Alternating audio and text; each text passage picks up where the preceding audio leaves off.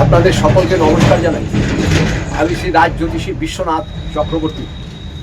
আমি এখানে পুষ্টি করি, বাস্তু বিচার করি, বিবাহের জটক বিচার করি। যদি আপনাদের প্রয়োজন হয় আপনারা এই নাম্বারে আমার সাথে যোগাযোগ করুন। আজ যে বিষয়ে বলবো, অর্থ সমস্যা। অর্থ আপনার হাতে আসছেই না, অর্থ আপনার হাতে আসছেই না, কিছুতেই আসছে না। আর যেটুকু অর্থ বাড়িতে নিয়ে আসছেন, আজকে আনছেন, কালকে সকাল হতে না হতে সে অর্থ খরচ হয়ে যাচ্ছে। চারিদিকে ধার দেনায় ঋণগ্রস্ত হয়ে আছেন, পাওনাদারের জ্বালায় অতিষ্ঠ হয়ে গেছেন, নিজেকে খুব অসহায় মনে হচ্ছে। যদি এরকম ব্যবসায় ক্ষতি, অর্থ সংকট, পারিবারিক অশান্তি নিয়ে যদি কষ্ট পেয়ে থাকেন, তাহলে আপনারা যে কোনো শুক্রবার, বুধবার আর বৃহস্পতিবার এই কাজটি করবেন। যে কোনো শুক্রবার, বুধবার আর বৃহস্পতিবার এই তিনটি বারের ভিতরে যে কোনো একটা বাড়ি করবেন। পুরুষরাও করতে পারেন, মহিলারাও করতে পারেন। কাজটা হচ্ছে খুব সহজ। তার আগে আপনাদের বলে দিন, অর্থ সমস্যা যদি হয় তাহলেই এই কাজটা করবেন। আর যদি আপনার কাছে অপূরন্ত অর্থ থাকে তাহলে করার দরকার নেই। আর গৃহে যদি অর্থ না দাঁড়ায়, মেন অর্থর জন্য এটা করবেন। ব্যবসা ভালো চলবে, অর্থ সমস্যা দূর হবে, পাওনা দ্বারা কোনো ডিস্টার্ব করবে না। যেখান থেকে আপনি টাকা পাবেন সেই টাকা আপনার আদায় হয়ে যাবে। ছোট্ট একটি কাজ করবেন, কাজটি অতি সহজ।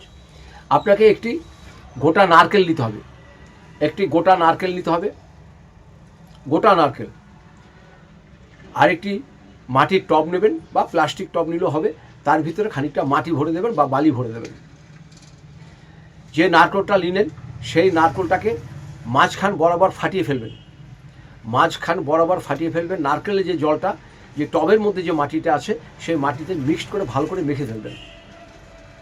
আর মাখার সঙ্গে একটু হলুদের গুঁড়ো দেবেন।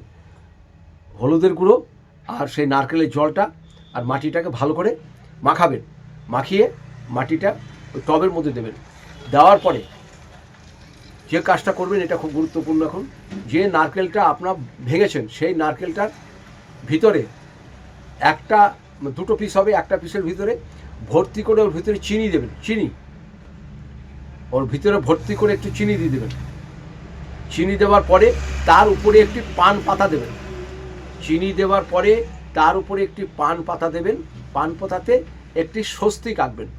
এসে পান পাতাটা ওর উপরে চিনির উপরে চাপ দেবেন। দিয়ে বাকি যে খোলটা ছিল, ওই দুটো খোলকে একসঙ্গে মুখ লাগিয়ে দেবেন। মুখ লাগিয়ে দিয়ে দর্শকর্মার দোকানে দেখবেন রলি সুতো পাওয়া যায়, লাল আর হলুদ। সেই রলি সুতো দিয়ে ভালো করে এটাকে বাঁধবেন। যখনই এটাকে বাঁধবেন এইভাবে, তখনই খালি বলবেন শ্রিং শ্রিং শ্রিং। এটা বাঁধবেন 7 বার, 8 বার, 10 বার। ওটা নারকেলটাকে ভালো করে বেঁধে নিলেন। বেঁধে নেওয়ার পরে যে এখানে টবের মধ্যে মাটি দিয়েছেন, মাটিতে একটু সরিয়ে নিয়ে সেই নারকেলটাকে ওর ভিতরে আপনি ঢুকিয়ে দেবেন। আগেই আপনাদের বলছি, এই নারকেল ঢোকানোর একটা ব্যাপার আছে। কি ব্যাপার আছে? দেখবেন নারকেলের মধ্যে দুটো চোখের মতন আছে। এই চোখ দুটো উপর দিকে থাকবে, উল্টো করে দেবেন না। যেদিকটা ছুটলো নিচের দিকে দেবেন।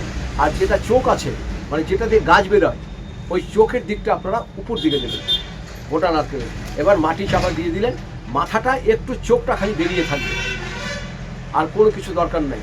বাড়ির ভিতরে উত্তর পূর্ব বা যে কোনো জায়গাতে বাড়িতে খালি পশ্চিম দিকে রাখবেন না।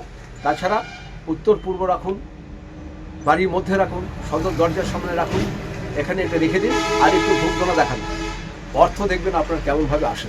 আটকে থাকা অর্থ চলে আসবে, সংসার খুব সচ্ছলতা হবে। আর যারা দোকান আছে, আপনারা দোকানেও এই টবের ভিতরে যেরকম সিস্টেম বললাম, এরকমভাবেই দোকানে আপনারা করতে পারেন। যারা ফ্ল্যাটে থাকেন, আপনারা মাটির টব কিনে এটাকে করবেন। তারপরে যদি বুঝতে না পারেন, আমাকে সন্ধ্যে 7টা থেকে রাত 9টায় ফোন করবেন। দয়া করে অন্য সময় ফোন করবেন না। অন্য সময় ফোন করলে আমাকে পাবেন না। এটা করুন, অর্থ সমস্যা আপনার একদম নির্মূল হয়ে যাবে। আপনি 7 দিনই বুঝতে পারবেন। এটা করুন, খুব ভালো উপকার পাবেন। এছাড়া আমি ধনলক্ষ্মী কবচ, কুবের কবচ, সরস্বতী কবচ, বাধা নাশক কবচ, নৃসিংহদেবের কবচ, আপনারা গ্রহ শান্তির জন্য যে কোনো কবচের জন্য আমার সাথে যোগাযোগ করবেন।